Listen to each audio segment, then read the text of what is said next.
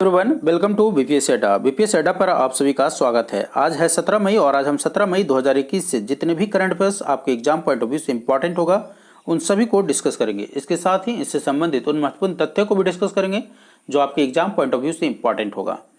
तो बने रहे वीडियो के अंत तक, और यदि आप हमारे चैनल पर नए हैं तो चैनल को सब्सक्राइब और बेल आइकन को प्रेस कर दें सो दैट अगर कोई भी वीडियो इस चैनल पर अपलोड किया जाता है तो आप इसे मिस ना करें। यदि आपको डेली करंट अफेयर्स का पीडीएफ चाहिए तो आप इसे डाउनलोड कर सकते हैं हमारा टेलीग्राम चैनल पर।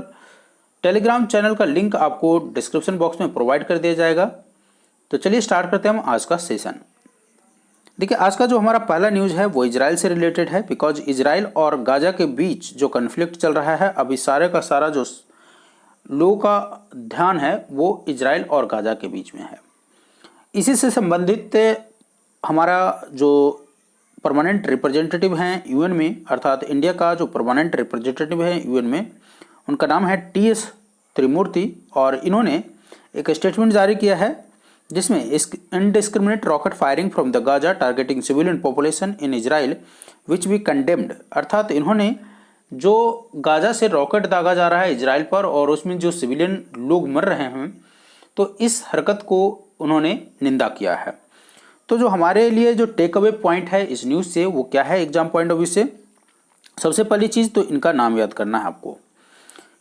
Permanent representative of India to UN कौन है, अर्थात इंडिया का अस्थायी सदस्य यूएन में वर्तमान में कौन है, तो उनका नाम है टीएस त्रिमूर्ति। ठीक है, पहला पॉइंट।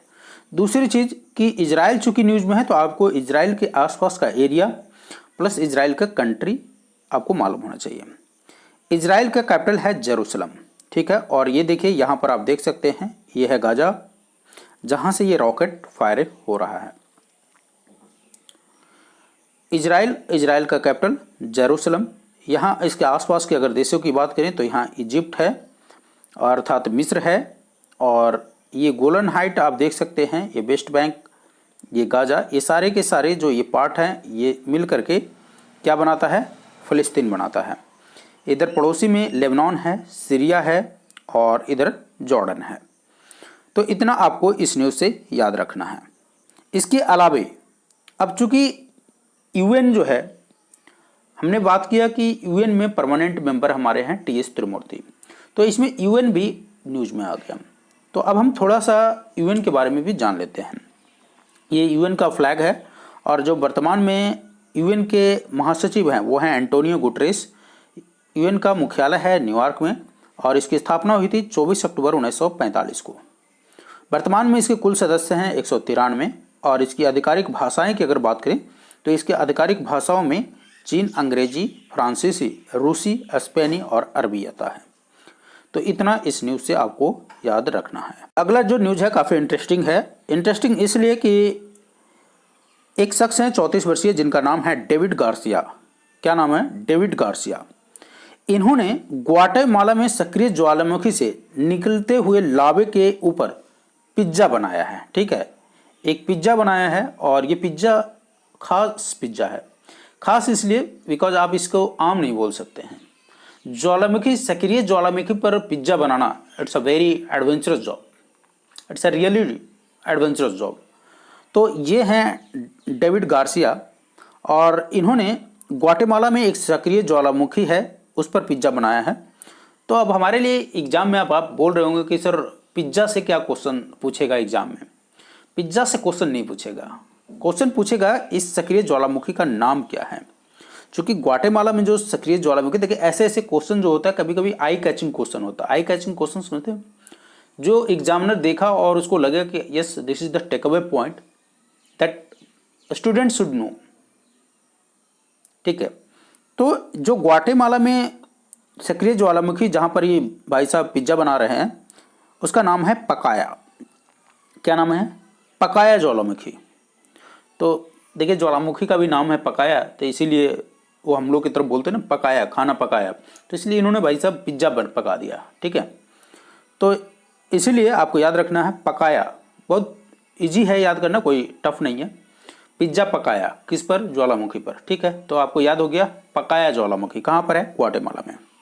ठीक है, अब ग्वाटेमाला है तो यहाँ देख लीजिए ग्वाटेमाला को मैप पर, ये मैक्सिको है, ग्वाटेमाला की अगर हम बात करें तो ये एक सेंट्रल अमेरिकन कंट्री है। Central American, why central American?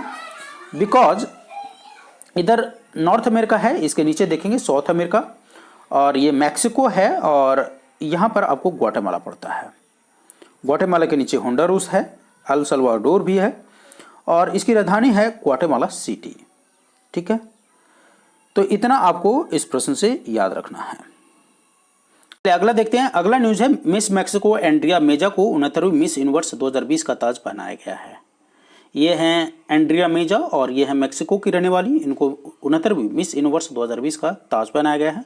तो आपको इनका नाम याद रखना है। इनका नाम है एंड्रिया मेजा और ये कहाँ की रहने वाली है? मैक्सिको की रहने वाली हैं, और इन्होंने 69वीं मिस यूनिवर्स 2020 का ताज पहना है। एक दो बार साथ में बोलिए, एंड्रिया मेजा। कोई भी नाम अगर डिफिकल्ट रहे तो उसे एक दो बार उसी से मैं बोल लीजिए तो आपको याद रहेगा। Andrea Meja from Mexico, he has born 69th miss universe 2020, right. अगला न्यूज़ देखते हैं। देखिए अगला न्यूज़ है मंगल ग्रह पर से। मंगल ग्रह पर चाइना का जो पहला मार्स रोवर है उसका नाम है जुरोंग, इसने सक्सेसफुली लैंड किया है। तो ऐसा करने वाला अमेरिका के बाद यह दूसरा देश बन गया है लैंडिंग के मामले में। चीन की राजधानी है बीजिंग और चीन के राष्ट्रपति हैं शी जिनपिंग। चीन की मुद्रा है रेनमिनबी। अब थोड़ा इसको मैप में देख लेते हैं। मैप की अगर बात कीजिएगा तो देखिए ये सारा का सारा जो एरिया है ये किसका है? चाइना का है। पॉपुलेशन वाइज अगर देखें तो पॉपुलेशन वाइज वर्ल्ड का नंबर 1 है। एरिया वाइज अगर बात करें तो वर्ल्ड का 4th कंट्री है। नंबर 1 कौन है? रसिया। नंबर 2 कनाडा। नंबर 3 USA। नंबर 4 कौन है? चाइना। तो चौथे पोजीशन पर एरिया वाइज है। अगर हम इसकी बॉर्डरिंग कंट्री की बात करें तो अराउंड 14 कंट्री जो है इसके बॉर्डर को टच करता है। यहाँ से अगर स्टार्ट करें तो यहाँ North Korea, South Korea touch नहीं करता है। Russia, Mongolia, Kazakhstan, Kyrgyzstan, Tajikistan, Afghanistan वाला एरिया टच करता है। पाकिस्तान की अगर हम बात करें तो पाकिस्तान का जो एरिया टच करता है वो POK वाला एरिया है। क्या है? POK अर्थात पाकिस्तान ऑक्युपाइड कश्मीर वाला एरिया टच करता है। यहाँ पर इंडिया टच करता है, नेपाल, भूटान, म्यांमार, लाओस और वियतनाम।